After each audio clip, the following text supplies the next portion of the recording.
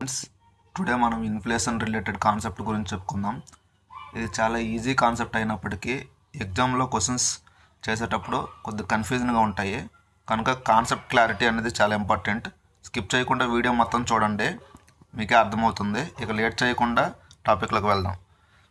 అయితే మనం ఈరోజు ఏం నేర్చుకోవాలను, ఇన్ఫ్లేషన్, దాంట్లో ఉండే stages, causes, types, effects, measures, ఇవి మనం ఈరోజు తెలుసుకుందాం. అయితే మొదటగా ఇన్ఫ్లేషన్ అంటే rate of increase in price over a period of time. అంటే ఒక నిర్ణీత కాల పరిమితిలో ఒక వస్తువుల మీద లేదా సేవలపైన కానీ ధరలు పెరుగుతూ ఉంటే దాన్ని ఇన్ఫ్లేషన్ అంటారు. ధర అనేది ఒక వస్తువులపైన కానీ సేవలపైన కానీ ధర నిర్దిష్ట కాల పరిమితిలో పెరుగుతూ ఉంటే దాన్ని ఇన్ఫ్లేషన్ అంటారు. అంతే, సింపుల్. అయితే దాంట్లో 4 స్టేజెస్ ఉంటాయి. ఇన్ఫ్లేషన్లో 4 స్టేజెస్ ఏంటవి అంటే creeping inflation, throttling inflation, galloping inflation, hyper inflation. Creeping inflation అంటే ఇది 0 to 3% మధ్యన వేరీ అయి ఉంటుంది ఈ ఇన్ఫ్లేషన్ అనేది. థ్రాట్లింగ్ ఇన్ఫ్లేషన్ అనేది 3% కంటే ఎక్కువ ఇన్ఫ్లేషన్ ఉండి 10% కంటే తక్కువ ఉంటే ఈ మధ్యలో వేరీ అయితే దీన్ని థ్రాట్లింగ్ ఇన్ఫ్లేషన్ అంటాము. నెక్స్ట్ గ్యాలోపింగ్ ఇన్ఫ్లేషన్ని రన్నింగ్ ఇన్ఫ్లేషన్ అంటాము. థ్రాట్లింగ్ ఇన్ఫ్లేషన్ని వాకింగ్ ఇన్ఫ్లేషన్ అని కూడా అంటాము. అయితే ఈ గ్యాలోపింగ్ ఇన్ఫ్లేషన్ అని చెప్పుకున్నాం కదా, ఇది 10 to 20% మధ్యలో ఇన్ఫ్లేషన్ రేట్ అనేది వేరీ అవుతూ ఉంటుంది. నెక్స్ట్ వచ్చేసి 4th స్టేజ్ హైపర్ ఇన్ఫ్లేషన్ అనేది 20% కంటే అబవ్ ఉంటే, ఇన్ఫ్లేషన్ రేటు 20% కంటే అబవ్ ఉంటే దాన్ని హైపర్ ఇన్ఫ్లేషన్గా గుర్తించవచ్చు. ఇవి 4 స్టేజెస్ ఇన్ఫ్లేషన్లో. ఫస్ట్ ఇన్ఫ్లేషన్ డెఫినేషన్ చెప్పుకున్నాం.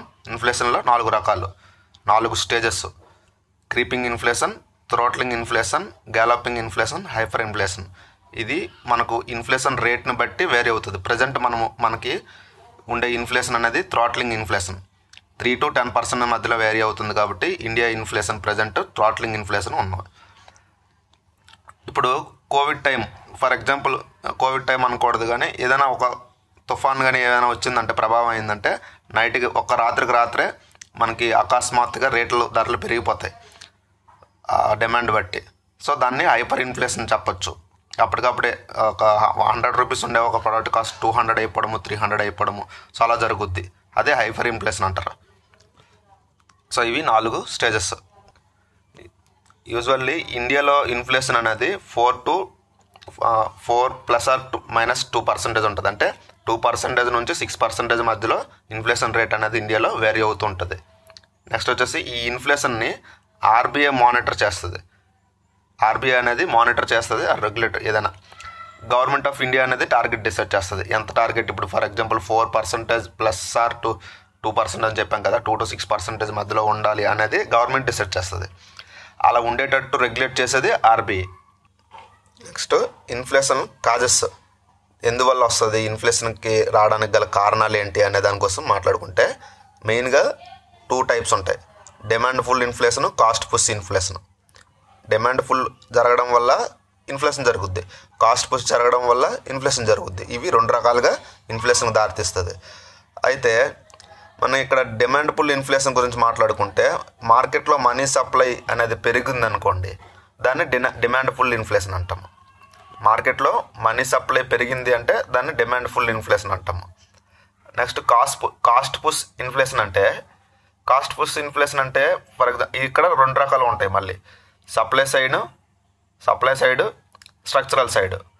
సప్లై సైడ్ అంటే ఇప్పుడు for example lack of resources అన్నాం కదా, ల్యాక్ ఆఫ్ రీసోర్సెస్ ఇప్పుడు రా మెటీరియల్గా దొరకకపోవడం కానీ, లేబర్ దొరకకపోవడం కానీ, లేదంటే సమ్ ప్రోడక్ట్స్ మార్కెట్లో అవైలబిలిటీ లేకపోవడం, ఆ ప్రోడక్ట్ డిజైన్కి సంబంధించిన ఏవైనా ఫర్ ఎగ్జాంపుల్ ఇవే లేబర్ దొరకకపోవడం కానీ, లేకపోతే మార్కెట్లో రా మెటీరియల్స్ దొరకకపోవడం కానీ, దీనివల్ల సప్లై అనేది ఆగిపోద్ది.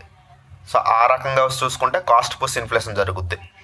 స్ట్రక్చరల్ సైడ్ వచ్చేసరికి ఫర్ ఎగ్జాంపుల్ గవర్నమెంట్స్ ఏమైనా హాస్పిటల్స్ కానీ, రోడ్స్ కానీ, బిల్డింగ్స్ కానీ ఇవేమైనా కట్టితే ఆ క్వాలిటీ లేదనుకోండి, క్వాలిటీ లేకపోతే ఏమవుద్ది, లాంగ్ టర్మ్లో మనకి ఎఫెక్ట్ చూపిస్తుంది. బెస్ట్ ఎగ్జాంపుల్ చెప్పుకుంటే రోడ్స్ క్వాలిటీ లేవనుకోండి, గవర్నమెంట్ వేసే రోడ్స్ క్వాలిటీ లేవనుకోండి, ఇది ఇంపాక్ట్ ఎలా చూపిస్తుంది అంటే బస్సు యొక్క ప్రైజెస్ పెరుగుద్ది, టికెట్ ప్రైజెస్ అనేవి పెరుగుతాయి. సో అవి స్ట్రక్చరల్ ఇన్ఫ్లేషన్. ఇవి ఎలాగుంటాయి, ఆ రోడ్డు మళ్ళీ రిపేర్ అయినంత వరకు ఆ రోడ్ అనేది లాంగ్ టర్మ్ దృష్టిలో పెట్టుకొని కన్స్ట్రక్ట్ చేస్తారు కదా. సో లాంగ్ టర్మ్ వరకు ఆ ఇన్ఫ్లేషన్ అలాగే ఉంటుంది మనకి. అది స్ట్రక్చరల్ సైడ్ వచ్చే ఇన్ఫ్లేషన్, అది బెస్ట్ ఎగ్జాంపుల్.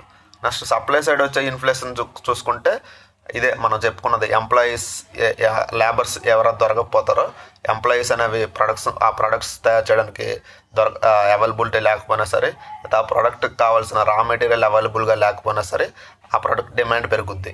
ఆ విధంగా మళ్ళీ ఇన్ఫ్లేషన్ దారి తీస్తుంది. నెక్స్ట్ ఈ డిమాండ్ పుల్ ఇన్ఫ్లేషన్కి వచ్చేసరికి మనీ అనేది మార్కెట్లో ఎక్కువగా ఉండిపోవడం వల్ల జరుగుతుంది. ప్రతి ఒక్కరి చేతిలో మనీ ఉంటే ఆ ప్రోడక్ట్ కొనడానికి ప్రతి ఒక్కరు రెడీ అవుతారు. సో అప్పుడు ప్రోడక్ట్ ఆ డిమాండ్కి తగ్గ సప్లై లేకపోతే కనుక ఆబ్వియస్లీ ఇన్ఫ్లేషన్ జరుగుద్ది. ఇది డిమాండ్ పుల్ ఇన్ఫ్లేషన్ రకం. ఈ రెండు రకాలుగా cost pull inflation, demand pull ఇన్ఫ్లేషన్వి మెయిన్ ఇన్ఫ్లేషన్ కారకాలు. అయితే ఇక్కడ ఇన్ఫ్లేషన్లో మనం బాగా అబ్జర్వ్ చేయాల్సింది ఏంటంటే రూపాయికి ఉండే వాల్యూ అనేది తగ్గుతుంది. రూపాయికి ఉండే వాల్యూ తగ్గడాన్ని ఇన్ఫ్లేషన్ అంటాము. మార్కెట్లో ధరలు పెరుగుతున్నాయి, అందరి దగ్గర మనీ ఉంటుంది అంటే 10 రూపాయలకి కొనాల్సిన వస్తువు 20 రూపాయలకి కొంటున్నాడు అంటే రూపాయి వాల్యూ తగ్గుతున్నట్టే కదా. ఇప్పుడు ఒక ప్రోడక్ట్ కొనడానికి నువ్వు 10 రూపాయలు పెట్టాల్సి వచ్చినప్పుడు 20 రూపాయలు పెడుతున్నావు అంటే నీ దగ్గర ఉన్న రూపాయికి వాల్యూ తగ్గినట్టే కదా. అలా ఆ విధంగా. నెక్స్ట్ ప్రోడక్ట్ కాస్ట్ పెరిగిపోద్ది, అంతే కదా. 10 రూపాయలు ఉండాల్సిన వస్తువుని 20 రూపాయలకు కొన్నామంటే ఆ ప్రోడక్ట్ కాస్ట్ పెరిగినట్టే కదా. అది ఈ విధంగా మార్కెట్లో మనీ సప్లై పెరిగిపోతుంది. ఇవి ఇన్ఫ్లేషన్ ఉండే రీజన్స్. అయితే ఇన్ఫ్లేషన్స్లో ఇన్ఫ్లేషన్ రకాలు చూసుకుంటే మేజర్గా 2 రకాలు ఉంటాయి inflation. Headline inflation, core inflation. Headline inflation అని, కోర్ ఇన్ఫ్లేషన్ అని రెండు ఉంటాయి. ఈ హెడ్లైన్ ఇన్ఫ్లేషన్ అనేది ఎలా కౌంట్ చేస్తామంటే ఓవరాల్గా 697 ఆర్టికల్స్ ఉంటాయి. ఈ 697 ఆర్టికల్స్ మీద హెడ్లైన్ ఇన్ఫ్లేషన్ అనేది కౌంట్ చేస్తాము. కోర్ ఇన్ఫ్లేషన్కి వచ్చేసి 564 ఆర్టికల్స్ ఉంటాయి. ఇవి కోర్ ఇన్ఫ్లేషన్లో 64 అనేవి మ్యానుఫ్యాక్చరింగ్ ఆర్టికల్స్ సంబంధించి. ఈ హెడ్లైన్ ఇన్ఫ్లేషన్లో ఎనర్జీ ఆర్టికల్స్ ఉంటాయి, ప్రైమరీ ఆర్టికల్స్ ఉంటాయి, ఫుడ్ లైక్ అలాంటివి. ఇక్కడ ఏమవుద్దంటే ఇప్పుడు ఫర్ ఎగ్జాంపుల్ ఫుడ్కి సంబంధించిన కూరగాయలు కానీ లేకపోతే సంథింగ్ ఏవైనా నిత్యావసర వస్తువుల మీద చూసుకుంటే ఇవి ప్రైమరీ ఆర్టికల్స్ అంటాము. వీటి ధర ఎలా ఉంటుంది, ఈరోజు ఒకలాగా ఉంటుంది, రేపు ఒకలాగా ఉంటుంది, డే బై డే చేంజ్ అవుతూ ఉంటుంది ఈ ధర.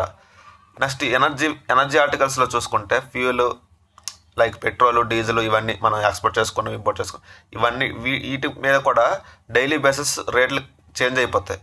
సో ఇవి కాన్స్టెంట్గా ఒక ప్రైస్ అనేది ఫిక్స్డ్గా ఉండదు కాబట్టి ఎప్పటికప్పుడు చేంజ్ అవుతూ ఉంటుంది. కాబట్టి ఈ పైన మనం ఇన్ఫ్లేషన్ అనేది చేయలేం, లెక్కించలేం. ఎంత వచ్చింది ఏంటనేది డే బై డే కౌంట్ చేయడం కష్టం.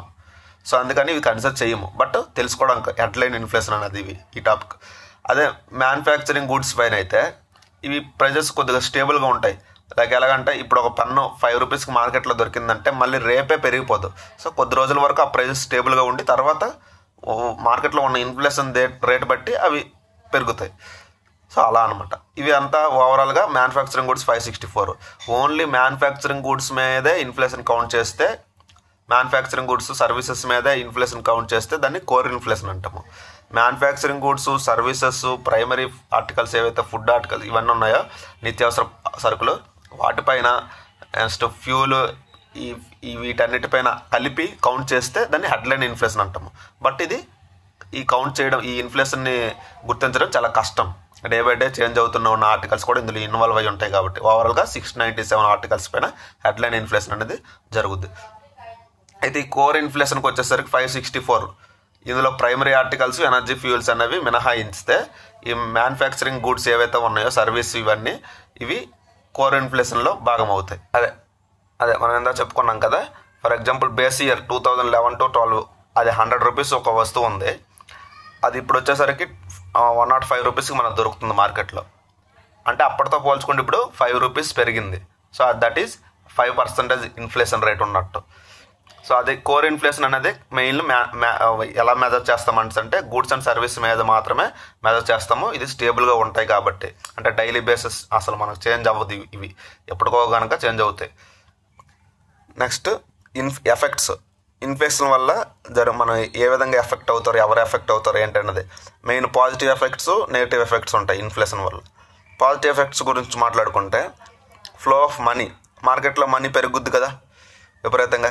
సో ఆ మనీ పెరగడం అంటే మీనింగ్ ఏంటి? ఎంప్లాయ్మెంట్ జనరేషన్ అయినట్టే కదా. ఎంప్లాయ్మెంట్ జనరేట్ అవుతుంది అంటే అన్ఎంప్లాయ్మెంట్ రేట్ తగ్గుతున్నట్టే కదా, ఎంప్లాయ్మెంట్ జనరేట్ అవుతుంటే. సో అది పాజిటివ్ విషయమే. నెక్స్ట్ ప్రజల యొక్క కొనుగోలు శక్తి పెరిగినట్టే కదా ముందుతో పోల్చుకుంటే. సో అది ఒక పాజిటివ్ విషయమే. స్మాల్ ఫార్మర్స్ ఎవరైతే ఉన్నారో వాళ్ళు పంట అమ్ముకునేప్పుడు ధరలు పెరిగితే వాళ్ళకి ప్రాఫిట్స్ వస్తాయి. సో అది కూడా పాజిటివ్ విషయమే. ఇప్పుడు నెగిటివ్ విషయంకి వస్తే ఇలా చాలా ఉంటాయి. పాజిటివ్ విషయాలు మాట్లాడుకుంటే కొన్ని చెప్పాను నేను. నెగిటివ్ విషయాల కోసం మాట్లాడుకుంటే ఇక్కడ రిచ్ పర్సన్స్ ఇంకా రిచ్ అవుతారు ఇన్ఫ్లేషన్ పెరగడం వల్ల. పూర్ పర్సన్స్ అనే వాళ్ళు మార్కెట్లో ఉన్న వస్తువులు కొనుక్కోలేక అది యూజ్ చేసుకోలేక ఇంకా పూర్ అవుతారు. వాటిపైన ఎక్కువ డబ్బులు ఖర్చు పెట్టేసుకొని వాళ్ళకి సరిపడకుండా అది rich will be more rich, poor will be more poor. ఈ ఇన్ఫ్లేషన్ వల్ల నెగిటివ్ ఇంపాక్ట్ ఇది. నెక్స్ట్ బీపీఎల్ సెక్టర్స్ ఎవరైతే ఉన్నారో అన్ఆర్గనైజ్డ్ సెక్టర్, వీళ్ళు బిలో పావర్టీ లైన్, వీళ్ళు ఎఫెక్ట్ అవుతారు కదా. వీళ్ళ చేతిలో మనీ ఉండదు కదా. ఇన్ఫ్లేషన్ ఎంత ఉన్నా అందరి దగ్గర ఉన్నట్టు వీళ్ళ దగ్గర అయితే మనీ ఉండదు కదా. సో అవి కొనలేరు కదా. సో ఆ విధంగా నెగిటివ్ ఇంపాక్ట్స్ ఇవి. ఇక్కడ మనం అబ్జర్వ్ చేయాల్సింది ఏంటంటే ఇన్ఫ్లేషన్ని indirectly proportional to the unemployment. మనం ఇందాక చెప్పుకున్నాం కదా, ఇన్ఫ్లేషన్ అనేది మనకి మార్కెట్లో మనీ పెరిగింది అంటే ఎంప్లాయ్మెంట్ జనరేషన్ అయ్యింది అంటే ఎంప్లాయబిలిటీ పెరుగుతుంది అనేసి.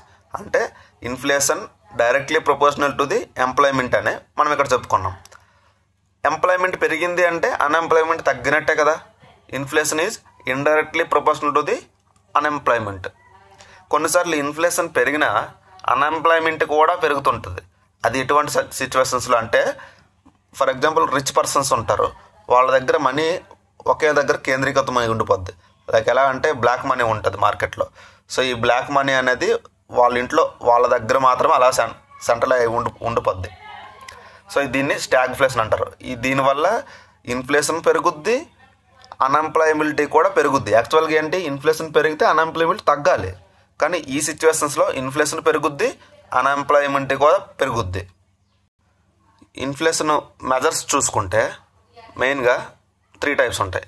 Monetary policy measures, fiscal policy measures, other measures. Monetary measures ఎవరు తీసుకుంటారంటే ఆర్బీఐ చేసుకుంటుంది. లైక్ ఎలా అంటే ఇప్పుడు CRR, repo rate, reverse repo rate, లేకపోతే లోన్స్ ఇవ్వకపోవడం అనేది, ఇవన్నీ మనీ మార్కెట్లో మనీ ఫ్లోని తగ్గించాల్సినవన్నీ బ్యాంకులు చేయాల్సినవన్నీ ఆర్బీఐ మానిటర్ చేసుకుంటుంది. దాన్ని మానిటరీ పాలసీ అంటారు. Next fiscal measures. వీటి గురించి ఇన్ డీటెయిల్గా నెక్స్ట్ వీడియోలో చెప్పుకుందాం. ఒక్కొక్క ఇది కూడా మానిటరీ పాలసీ అనేది, ఫిస్కల్ పాలసీ అనేది మనకు ఒక వీటిపైన ఒక యూనిట్ ఉంది మొత్తం. నెక్స్ట్ అదర్ మెజర్స్ చూసుకుంటే ఈ అదర్ మెజర్స్లో వచ్చేసరికి ఫర్ ఎగ్జాంపుల్ మార్కెట్లో ఇప్పుడు ఒక ప్రొడక్ట్స్ యొక్క నిత్యావసర సరుకులు పెరిగాయి అనుకోండి, ధరలు బాగా పెరిగిపోతున్నాయి అనుకోండి, ఇన్ఫ్లేషన్ రేట్ ఎక్కువ ఉంది. సో దాన్ని డిమాండ్ ఎక్కువ ఉన్నట్టే కదా. ఆ డిమాండ్ని మళ్ళీ కంట్రోల్ చేయాలి అనుకుంటే గవర్నమెంట్ తీసుకున్న స్టెప్స్ ఏంటి, బయట వాటికి ఫర్ ఎగ్జాంపుల్ ఉల్లిపాయలు తీసుకుందాం. ఉల్లిపాయలు ఎక్కువ ధరలు ఉన్నాయి మార్కెట్లో, చాలా ఎక్కువ ధరలు ఉన్నప్పుడు ప్రతి ఒక్కరు అది కొనడానికి వెళ్ళారనుకోండి, అది ఇంకా డిమాండ్ క్రియేట్ చేసే అవకాశం ఉంటుంది. సో అది దాన్ని స్టెబిలైజ్ చేయడం కోసం గవర్నమెంట్ తీసుకున్న స్టెప్స్ ఏంటి, రేషన్ కార్డ్స్ కానీ లేదా ఆధార్ కార్డ్స్ కానీ తీసుకొచ్చి మీకు కంట్రోల్ చేస్తుంది. మీకు పర్ ఫ్యామిలీకి ఒక 2 kgs ఇస్తామని తక్కువ రేటుకి, ముందుండే రేట్లు కొనే ఇప్పుడు మనకి మార్కెట్లో అమ్ముద్ది, గవర్నమెంట్ ప్రొవైడ్ చేస్తుంది. కోల్డ్ స్టోరేజ్లో స్టోర్ చేసుకునే ఉన్న నిత్యావసర సరుకులన్నింటినీ తీసుకొచ్చి అమ్ముద్ది ఆ డిమాండ్ని బ్యాలెన్స్ చేయడం కోసం. అది అదర్ మెజర్స్ వచ్చేసరికి. ఫిస్కల్ మెజర్స్ వచ్చేసరికి ఏమవుతుంది, గవర్నమెంట్ డైరెక్ట్గా అంటే ట్యాక్సెస్ ఇంక్రీజ్ చేయడం కానీ, ట్యాక్సెస్ ఇంక్రీజ్ చేస్తే ఆబ్వియస్లీ అందరూ ట్యాక్సెస్ కడితే మార్కెట్లో ఉన్న మనీ ఫ్లోని మొత్తాన్ని లాగేస్తుంది అనమాట నెక్స్ట్ గవర్నమెంట్. నెక్స్ట్ సేవింగ్స్ చేసుకున్నారనుకోండి, అందరూ బ్యాంకుల్లోకి తీసుకెళ్ళి మనీ పెట్టారనుకోండి, ఆబ్వియస్లీ మనీ బయట సర్క్యులేట్ అవ్వదు. అది ఫిస్కల్ మెజర్స్. ఇవన్నీ అన్నెసరీ ఎక్స్పెండిచర్స్ గవర్నమెంట్ ఏదైతే చేస్తుందో అది కంట్రోల్ చేసుకుంటుంది. అన్నెసరీ ఎక్స్పెండిచర్స్ ఏదైతే చేసిందో అలా చేయడం వల్ల ఏమవుద్ది, మార్కెట్లో మనీ రిలీజ్ చేస్తున్నట్టు అవుద్ది. సో ఈ ఇన్ఫ్లేషన్ టైంలో గవర్నమెంట్ అనేది మనీ ఖర్చును తగ్గించుకుంటుంది. సో ఇవి డైరెక్ట్గా అంటే ఫాస్ట్ ఇంపాక్ట్ చూపిస్తుంది ఈ ఫిస్కల్ మెజర్స్ అనేవి. ఇప్పుడు ఈ మానిటరీ మెజర్స్ ఏవైతే ఉన్నాయో ఆర్బీఐ తీసుకున్నవి, క్రెడిట్ కంట్రోల్ చేయడము అంటే అప్పులు ఇవ్వకపోవడం కానీ, అంటే లోన్స్ ఇవ్వదు ఆ టైంలో, లోన్స్ ఇవ్వడం వల్ల ఏమవుద్ది, వాళ్ళ చేతిలోకి మనీ వెళ్తుంది, బ్యాంకే ఇచ్చి ప్రోత్సహించినట్టు ఉంటుంది ఇన్ఫ్లేషన్ రేట్ని. సో లోన్స్ ఇవ్వకపోవడం కానీ, లైక్ డిమానిటైజేషన్ చేయడం కానీ, డిమానిటైజేషన్ చేయడం వల్ల వాళ్ళ దగ్గర ఉండే డబ్బులు చెల్లవు అని చెప్పడం వల్ల నోట్లు మార్పించుకోవడానికి ట్రై చేస్తారు. అంటే ప్రజెంట్ ఉన్న కరెన్సీ ప్లేస్లో కొత్త కరెన్సీ తీసుకురావడం కానీ. సో ఇటువంటివన్నీ ఆర్బీఐ చేస్తుంది మానిటరీ పాలసీలో మెజర్స్లో భాగంగా. అవి ఇక్కడ ఇంకో ముఖ్యమైన పాయింట్, ఇన్ఫ్లేషన్ టైంలో ఎవరు లాభపడతారు, ఎవరు లాస్ అవుతారు, అంటే ఎవరికి ప్రాఫిట్ ఎవరికి లాస్ అనేది కూడా మనం ఇక్కడ గుర్తుపెట్టుకోవాలి. ఇవి కూడా ఎగ్జాంపుల్స్ సహా మనం తెలుసుకోవాలి. మనకి ఎగ్జామ్లో కూడా మనకి అడుగుతాడు ఈ కాన్సెప్ట్. ఫర్ ఎగ్జాంపుల్ ఇక్కడ ఇన్ఫ్లేషన్ టైంలో ప్రొడ్యూసర్ ఎవరైతే ఉన్నారో లెండరు ఆయన లాస్ అవుతారు. బారోవరు అంటే ఇప్పుడు ఫర్ ఎగ్జాంపుల్ నేనే ఉన్నాను, మనీ ఇస్తున్నాను వేరే పర్సన్కి, 1,00,000 రూపాయలు ఇచ్చాను ఒక పర్సన్కి. కరెక్ట్గా 2 years బ్యాక్ 1,00,000 రూపాయలు ఇచ్చాను. ఇప్పుడు నాకు అతను 1,20,000 రిటర్న్ చేయాలి. 20,000 ఇంట్రెస్ట్తో పాటు 1,20,000 నాకు పే చేయాలి, రిటర్న్ బ్యాక్ చేయాలి. అయితే ఏమవుద్ది, ఇన్ఫ్లేషన్ ఉంది ప్రజెంట్. ఇన్ఫ్లేషన్ ఉన్నప్పుడు నేను 1 lakh పెట్టి ఆ 1,20,000 పెట్టి ఒక వస్తువు కొన్నాను అనుకోండి. ఫర్ ఎగ్జాంపుల్ 1 lakh పెట్టి ఒక వస్తువు కొన్నాను అనుకోండి. అది ఇప్పుడు ఇన్ఫ్లేషన్ టైంలో ఎక్కువ రేట్ అవుద్ది కదా. సో ఇప్పుడు నాకు ఆ డబ్బులు సరిపోవు కదా. సో అలాగా ఆ మనీ యొక్క వాల్యూ తగ్గినట్టే కదా. ఇన్ఫ్లేషన్ పెరిగింది అంటే మనీ యొక్క వాల్యూ తగ్గినట్టే కదా. వాల్యూ తగ్గిందంటే ఇప్పుడు నేను ఇచ్చినప్పుడు 1,00,000 ఇచ్చాను, అతను నాకు 1,20,000 ఇస్తాడు. అదే జనరల్ కేసులో. బట్ ఇన్ఫ్లేషన్ రేట్ ఉండేటప్పుడు ఆ 1,20,000 అనేది నాకు సరిపోదు కదా ఏదైనా ప్రోడక్ట్ కొనడానికి, నేను అనుకునే ప్రోడక్ట్ కొనడానికి. ఆ విధంగా మనీ యొక్క వాల్యూ తగ్గినట్టే కదా. ఆ విధంగా చూసుకుంటే అప్పు ఇచ్చేవాడే లాస్ అవుతాడు. ఎవరైతే అప్పు తీసుకునేవాడు ఉంటాడో ఇన్ఫ్లేషన్ రేట్లో పే చేస్తే కనుక, రిటర్న్ చేస్తే కనుక అతను ఇంకా లాస్ అవ్వనట్టు, అతనికి ప్రాఫిట్ అయినట్టు. ఫర్ ఎగ్జాంపుల్ ఇక్కడ ప్రొడ్యూసర్ కన్జ్యూమర్ గురించి చూసుకున్నా సరే, మార్కెట్లో ఇప్పుడు ఎవరైనా ప్రొడ్యూస్ చేశారనుకో, ఇప్పుడు ఇన్ఫ్లేషన్ టైంలో ఏమైనా ప్రోడక్ట్లు ప్రొడ్యూస్ చేశారనుకో మార్కెట్లో, అప్పుడున్న రేట్లు తగ్గట్టుగా ఆ ప్రోడక్ట్ కాస్ట్ ఉంటుంది. బట్ ఇన్ఫ్లేషన్ అనేది కంటిన్యూస్గా ఉండదు కదా, కొంతకాలం తగ్గుద్ది కదా. తర్వాత కన్జ్యూమర్ అనేవాడు అది ఆ ప్రోడక్ట్ చేసుకుంటాడు కదా, కొనుక్కుంటాడు కదా. కొనుక్కునేటప్పుడు అతనికి అంత పెట్టి కొనుక్కునేటప్పుడు అదే రేటుకి వీళ్ళు కొనరు, కన్జ్యూమర్స్ కంటిన్యూస్గా అదే రేటుకి కొనరు. సో డిమాండ్ ఉండకపోయినప్పుడు ఆ ప్రోడక్ట్ ప్రొడ్యూసర్ లాస్ అవుతాడు కదా. సో ఆ విధంగా ఇంకా ఇన్ఫ్లేషన్ వల్ల చూసుకుంటే మనం ఎవరెవరు లాస్ అవుతారో చూసుకుంటే, బిజినెస్ కమ్యూనిటీ వాళ్ళు కూడా లాస్ అవుతారు. అంటే పెట్టుబడులు పెట్టి కరెక్ట్గా ఇన్ఫ్లేషన్ టైంలో ఆ పెట్టుబడికి సంబంధించిన జరగకపోతే కనుక అలా ఆ విధంగా కూడా బిజినెస్ కమ్యూనిటీ లాస్ అవుతారు. నెక్స్ట్ కమ్యూనిటీ పీపుల్స్, ఫార్మర్స్ వీళ్ళందరూ లాస్ అవుతారు. ఇక్కడ చూసుకుంటే ఫార్మర్స్ ఇన్ఫ్లేషన్ వచ్చేటప్పుడు లాభపడే వాళ్ళు ఉంటారు, లాస్ అయ్యే వాళ్ళు ఉంటారు. యాక్చువల్గా లాభం ఎప్పుడు జరుగుద్ది అంటే, ఇప్పుడు ఇన్ఫ్లేషన్ టైంలో కాకుండా ముందు ఆ పంట పెట్టేసి ఇన్ఫ్లేషన్ టైంలో వాళ్ళ చేతికి వచ్చింది అనుకోండి, వాళ్ళు ప్రాఫిట్ పొందుతారు ఫార్మర్స్. అదే ఇన్ఫ్లేషన్ టైంలో వాళ్ళు పంట వేశారనుకోండి, తర్వాత ఇన్ఫ్లేషన్ లేనప్పుడు ధరలు నార్మల్ స్టేజ్కి వచ్చేసినప్పుడు వాళ్ళకి లాస్ అవుతారు. సో 2 విధాలుగా ఫార్మర్స్కి ప్రాఫిట్ జరగచ్చు, లాస్ జరగచ్చు. ఫర్ ఎగ్జాంపుల్ ఇన్ఫ్లేషన్ ఎక్కువగా ఉందనుకోండి, బయట కంట్రీ వాళ్ళు మన దేశంలోకి వచ్చి ఫారెన్ డైరెక్ట్ ఇన్వెస్ట్మెంట్స్ అంటారు కదా, అవి ఏమైనా ఇన్వెస్ట్ చేస్తారా, పెట్టుబడులు జరగవు. సో అది ఒక లాసే. నెక్స్ట్ సెల్ఫ్ ఎంప్లాయీస్ ఎవరైతే ఉన్నారో, సొంతంగా వాళ్ళు కష్టపడి చేసుకొని డబ్బులు సంపాదించుకునే వాళ్ళు ఎఫెక్ట్ అవుతారు ఖచ్చితంగా ఇన్ఫ్లేషన్ టైంలో. సో ఇదండి ఇన్ఫ్లేషన్లో మనం ఈరోజు ఏం నేర్చుకున్నాం. ఫస్ట్ డెఫినేషన్ నేర్చుకున్నాం, తర్వాత ఇన్ఫ్లేషన్లో స్టేజెస్, క్రీపింగ్ ఇవన్నీ చెప్పుకున్నాం కదా, 4 స్టేజెస్ ఉంటాయని. ఇన్ఫ్లేషన్లో స్టేజెస్ చెప్పుకున్నాం, తర్వాత ఇన్ఫ్లేషన్లో టైప్స్ చెప్పుకున్నాం, ఎలా వస్తుంది ఏంటనేది, దాని కారణాలు, కాజెస్ గురించి మాట్లాడుకున్నాం ఇవన్నీ. నెక్స్ట్ వాటి మెజర్స్ కోసం కూడా మాట్లాడుకున్నాం. ఎక్స్ట్రాగా మళ్ళీ నెక్స్ట్ వచ్చే వీడియోలో కన్జ్యూమర్ ప్రైస్ ఇండెక్స్ అంటే ఏంటి, హోల్సేల్ ప్రైస్ ఇండెక్స్ అంటే ఏంటి, ఇవన్నీ ఐఐపి అంటే ఏంటి, సో ఇవి తెలుసుకుందాం. Next monetary policy, fiscal policy అసలు ఏ విధంగా చేస్తాయి, బ్యాంకులు ఏ విధంగా చేస్తాయి, ఇవి కూడా ఇన్ డీటెయిల్గా నెక్స్ట్ వీడియోలో తెలుసుకుందాం. ఇది మీకు అర్థమైందని అనుకుంటున్నాను. ఒకవేళ అర్థం అవ్వకపోతే ఈ వీడియోని రెండోసారి ఒకసారి చూడండి. కానీ ఖచ్చితంగా ఇవి చాలా ఇంపార్టెంట్ అండి. ఇప్పుడు మనం డిస్కస్ చేసుకునేవంతా ఎగ్జామ్ పాయింట్ ఆఫ్ వ్యూలో ఖచ్చితంగా మార్క్స్ వచ్చే తీరుతాయి. నచ్చితే కనుక లైక్ చేసి వీడియోని సబ్స్క్రైబ్ చేయండి, మీ ఫ్రెండ్స్తో షేర్ చేయండి.